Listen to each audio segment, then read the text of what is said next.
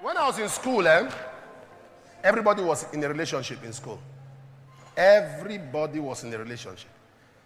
So, everybody was having somebody, everybody in fellowship, we knew who was dating brother so, who was dating sister so. So, I didn't have a relationship in school. The reason was this. And if you laugh, God will forgive you. I didn't have enough provision to share with anybody. I didn't have provision because I noticed this thing they call relationship in school. The brothers were, they were dying. Because having relationship, so what most sisters do then, they don't just cook, they just hang on your neck. They're in your house, they wash your clothes, they eat your food, they'll cook, they even bring their friends. When I saw 2, 3 brothers and I understood the idea of relationship was about eat your provision, they open it, they control the apartment. So me, I said no. I said no, I can't do this one. I did not have one person in school. So I was very careful. My mom gave me provision, I eat my provision. I enjoyed. So I didn't have one. But there was a lady that was my friend. And she kept saying, I will come to your house. I said, no. Come to your house. I said, no. It's not about, because once they come once. So I said, no. I said, no. Don't come. Don't come. Because, you know, that's one thing you see today about relationship. When people are having a relationship, I think come to my house. No, my house should not be an immediate thing. It should not be an immediate thing. You can be in a relationship with somebody that both of you don't know your house is yet. You see, whatever I tell you, just listen. It will help you. You don't know your house is yet. And if a brother is disturbing you, come and know my house. You don't know where I stay. You say you love me. You don't know where I stay. You say you love me. Come to my house. And you say, when? Tomorrow by 10 p.m. It means you are sleeping over. 10 p.m. Agree. What did I say? What did I say? Agree. What time? 10 p.m. No problem. When it gets to 9, I say, wait now. He say, I'm waiting for you. Say, hope you are ready for this night. Say, yes, serious night. You are ready for me? Say, yes. Around 9:45, are you on the way? Yes. Around 10, where are you? I'm in Pastor Yare's house. He's coming with me. You are where? I'm in Pastor Yare's house. He's coming with me. Since you don't have money for wedding, you want to do blessing at night. So, why are you laughing? I'm in Pastor Yare's house. And two of my brothers are coming and my mother. So since you want us, you don't have money for wedding, I'm understanding. You have no money for gown and suit, I'm understanding. You want a quiet marriage at night. Because what will make you tell me to come to your house 10 p.m. I'm sleeping over now, and that's a wife quality. Many young ladies are acting as wives before the time. Don't sleep in a man's house. Don't ever. You know, when they tell you things like this, you're like, what do you mean? We have to know each other. I'm going to tell you how to know somebody. We'll get to that point. Proverbs 9, verse 17 says, stolen waters is sweet. Stolen waters is very sweet. What you thief, what you are stealing as a youth is sweet. Let me tell you something. Marriage, when you are married, it does not stop you from liking somebody. So in case you think that once you get married, no, you are still going to like somebody. That's the truth. Even in marriage, you see someone and you'll be attracted to that person. So there's a difference between love and being attracted. Being attracted to somebody is not love. Love is accommodation. Being attracted is a feeling. And feelings are not permanent. Feelings can change. That's why somebody you are crazy about today, tomorrow you start looking at the person and say, wait, did me and this one ever talk?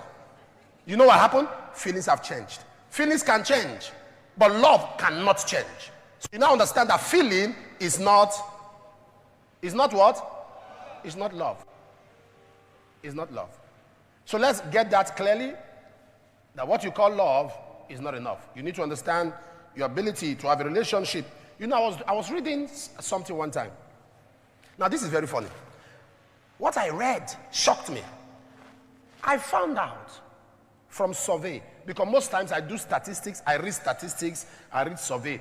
Survey comes from a function of how people go about brainstorming do analysis, so they arrive at a conclusion. So I normally like to read survey. People have already done all the work. What did they arrive at? Something shocked me. They did a survey and they discovered that only 4% of arranged marriage end up in divorce. But 60% of autonomous, I mean, what you choose by yourself, end up in divorce. I was confused. 4%, only 4% of marriages that parents arrange. They didn't know themselves, they didn't love themselves. But 60% of the ones that chose by themselves is because they do not understand what it is. It's like somebody coming to you and say, God said, you are my partner. I had a revelation and I prayed. I saw that God said, you are my partner.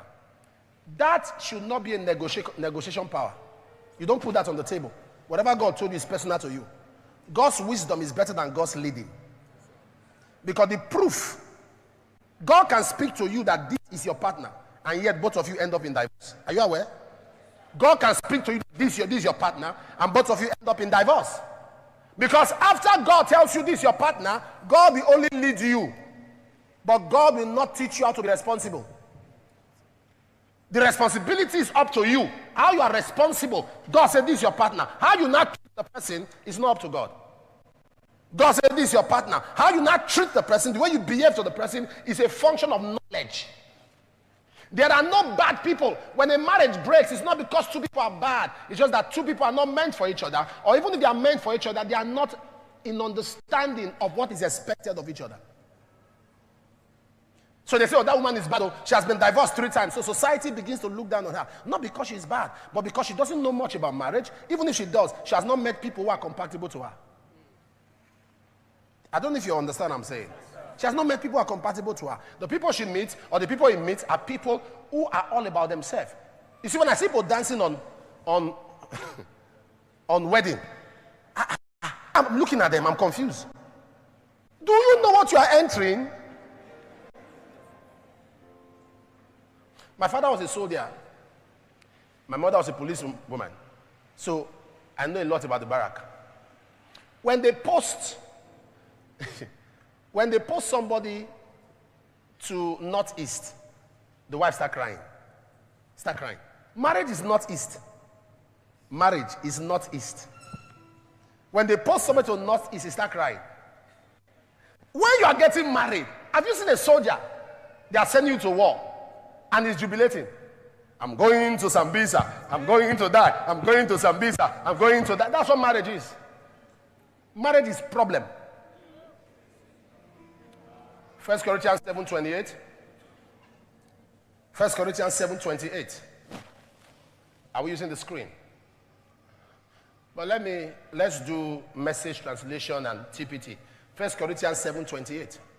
But there's certainty, no sin in getting married, whether you are a virgin or not. All I'm saying is that when you marry, you take on additional stress in an already stressful time. I want to spare you, and I want to spare you if possible. Paul was saying, I'm not married. If it's possible, don't get married. Because when you marry, it's double stress. That's what Paul was saying. But if you do get married, you haven't sinned. This is the TPT. It is just that I would want to spare you the problems you will face with extra challenges of being married. So if you understand marriage, you will know that it is sometimes when I'm studying, some kind of revelations are coming to my head. That's when Mama will come and carry herself and come and lie down and hold me. I say, Jesus, can you wait? He said, wait what? Keep this one aside. How are you?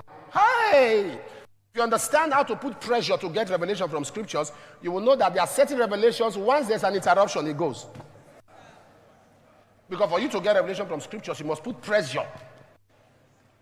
That's what the Bible says, and they pressed on him to hear the word. Luke chapter 5. It is pressure on the word that extracts revelation from it.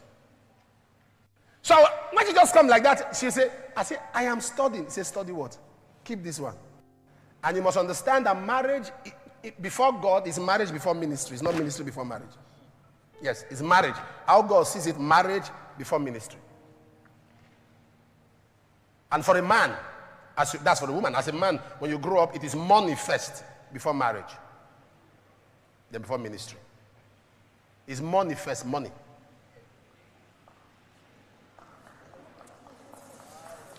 All right.